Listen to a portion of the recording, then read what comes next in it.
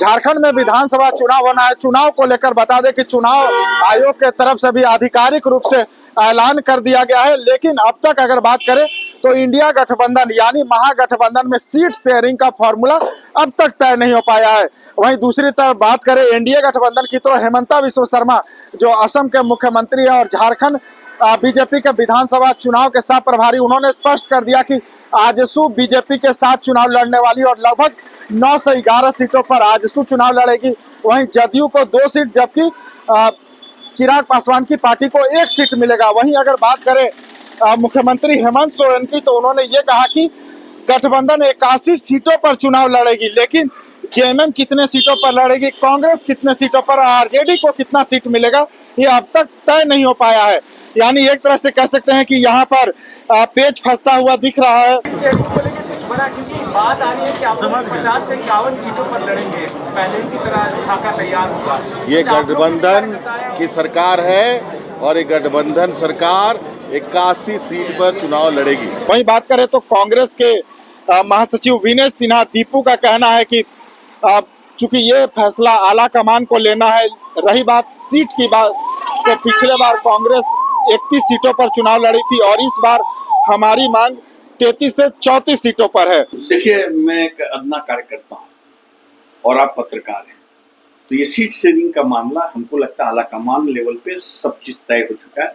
हम लोग तक नहीं पहुंचा और हम लोग ने अब तक नहीं पहुंचा है, लेकिन सारी चीजें तय हो चुकी हैं। चुनाव की घोषणा आने दीजिए, सारा चीज आप लोग के समक्ष होगा। कितने सीटों पर आप लोगों की दावी कांग्रेस कितने सीटों पर लड़ी? देखिए, पहले पिछले बार हम लोग 31 सीटों पर लड़े थे, इस बार 3 सीट जो है हमारा स्वाभाविक बनता है। प्रदीप यादव, मांडू और बंधु त्रिखी जी की बेटी तो अभी कांग्रेस में ही, तो हम लोग मान के ये चल रहे हैं कि हम लोग 34 सीट का हमारा बनता है और फिर तालमेल में कैसे किसको एडजस्ट करना, क्या करना, ये आला नेता तय करेंगे। और वर्कर की भावना तो होती है हमेशा कि हम बढ़ चढ़ करके बात मांगे, हर वर्कर चाहता है कि मैं इलेक्शन लड़ूं। तो ये गठबंधन में तय होगा, जो तय होगा सब कार्यकर्ताओं को मानना होगा और उसको लिए अक्षरता हम लोग फिर उसी तरीके से काम करेंगे, इलेक्शन में जाएंगे। गठबंधन में सब कुछ सही चल रहा है, एकदम सही चल रहा है। हेमंत सोरेन के नेतृत्व में सरकार बनेगी, हेमंत सोरेन के नेतृत्व में हमारा गठबंधन की पूरी योजनाएं क्रियान्वयन होगा और उनके नेतृत्व में चुनाव होगा। सीएम मीर साहब ने क्या कहा था कि आपको अगर गठबंधन की सीट मिलती है इतना तो हम रोटेशनल मांग करेंगे। वो आप कहीं ना कहीं कोई भी बड़ा नेता वो अपने वर्कर को प्रोत्साहित करता है, तो वो एक पार्ट रहा है। और अगर हमारी 25 सीट 26 सीट आती है तो अगर वर्कर की मांग हो तो हम लोग, लेकिन हमारे नेता गठबंधन के हेमंत सोरेन जी है, उनके नेतृत्व में सरकार चुनी जाएगी, उनके नेतृत्व में आगे सरकार चलेगी। यही हम लोग सारे गठबंधन का तय है। वहीं बात आरजेडी की करें राजद की तो राजद के महासचिव संजय यादव ने कहा कि पिछले बार हमें 7 सीटें मिली थी और इस बार राजद पूरी की पूरी 81 सीटों पर विधानसभा की तैयारियों में जुट गई है, लेकिन 7 सीटें जो हमें मिली थी वो तो हमें मिलेगी, उससे और कितनी ज्यादा सीटें मिल सकती है, इसे लेकर हम लोग महागठबंधन में बात कर रहे हैं। अब पिछले बार कितने सीटों पे महागठबंधन ने आरजेडी को लड़ाया था, इस बार क्या संभावना है? क्या 5 सीट पे लड़े थे, क्या इस पर सीट संख्या बढ़ेगी क्या? नहीं, देखिए, सबसे पहला बात है कि हम लोग 81 सीटों पे तैयारी कर रहे हैं।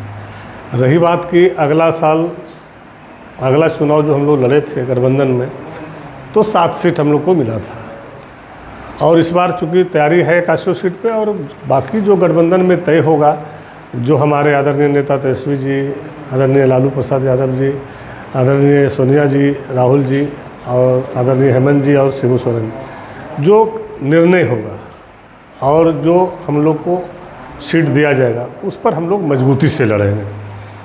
जितना सीट भी मिलेगा, जो सीट भी मिलेगा, जो गठबंधन में हम लोग का सीट दिया जाएगा उसमें हम लोग मजबूती से लड़ेंगे और वहाँ पे हम लोग विजय प्राप्त करेंगे। तो पिछली बार की तरह 7 सीट तो तय है, हम मान के चलिए 7 सीट तय है, मान के चलिए आगे बढ़ सकती है या फिर? हाँ, जो निर्णय लेना कोई नेता निर्णय लेंगे, जो तेजस्वी जी, लालू जी, जो इंडिया गठबंधन के नेता ने तय करेगा, जितना सीट में फाइनल होगा और जो भी सीट हम लोगों को दिया जाएगा उस पर हम लोग मजबूती से लड़ेंगे, वहाँ विजय प्राप्त करेंगे। लेकिन फिलहाल सीट शेयरिंग को लेकर के महागठबंधन में कह सकते हैं कि अब तक फॉर्मूला तय नहीं हुआ है। बता दें कि पिछले दिनों हेमंत सोरेन और कल्पना सोरेन दिल्ली दौरे पर थे। इस दौरान उनकी मुलाकात राहुल गांधी और मल्लिकार्जुन खड़गे से हुई थी। लेकिन अब तक बता दें कि कोई भी फॉर्मूला तय नहीं हुआ है। जैसा बीजेपी ने एक तरह से कह सकते हैं कि ऐलान कर दिया कि आजसू 9 से 11, जदयू 2, जबकि चिराग पासवान की पार्टी लोजपा आर 1 सीटों पर। लेकिन कांग्रेस की तरफ से ये कहा जा रहा है कि 31 के बजाय इस बार हम 34 सीटों की मांग कर रहे हैं। आरजेडी का कहना है कि 81 विधानसभा सीटों पर हम तैयारी में है, लेकिन जो भी महागठबंधन के तहत हमें सीट मिलेगी, चूंकि पिछले बार हमें 7 मिली थी, इस बार जो भी मिलेगी उस पर हम चुनाव लड़ेंगे। लेकिन हरियाणा चुनाव का जो परिणाम है उस कारण कांग्रेस को कहीं ना कहीं कॉम्प्रोमाइज जरूर करना पड़ेगा। और इस बार झारखंड मुक्ति मोर्चा जो पिछले बार 43 सीटों पर चुनाव लड़ी थी उसका कोटा बढ़ेगा। कह सकते हैं कि एक बार 45 से 50 सीटों तक झारखंड मुक्ति मोर्चा जा सकती है। लेकिन पूर्व मंत्री हेमलाल मुर्मू जो झारखंड मुक्ति मोर्चा के कदावर नेता, उनका कहना है कि सीटों के शेयरिंग को लेकर के हेमंत सोरेन को अधिकृत किया गया है, जो राज्य के मुख्यमंत्री है और पार्टी के कार्यकारी अध्यक्ष भी हैं। फिलहाल स्थिति स्पष्ट नहीं है, लेकिन हमें जो जानकारी मिल रही है कि कहीं ना कहीं सीट शेयरिंग को लेकर के महागठबंधन में ऑल इज वेल नहीं है। नेता कह तो रहे हैं लेकिन सब चीज स्पष्ट नहीं हुए। लेकिन अगले 2 से 3 दिनों में ये कहा जा रहा है कि सीट शेयरिंग को लेकर के फॉर्मूला तय हो जाएगा। फिलहाल TV9 के लिए रांची से मैं अशोक कुमार।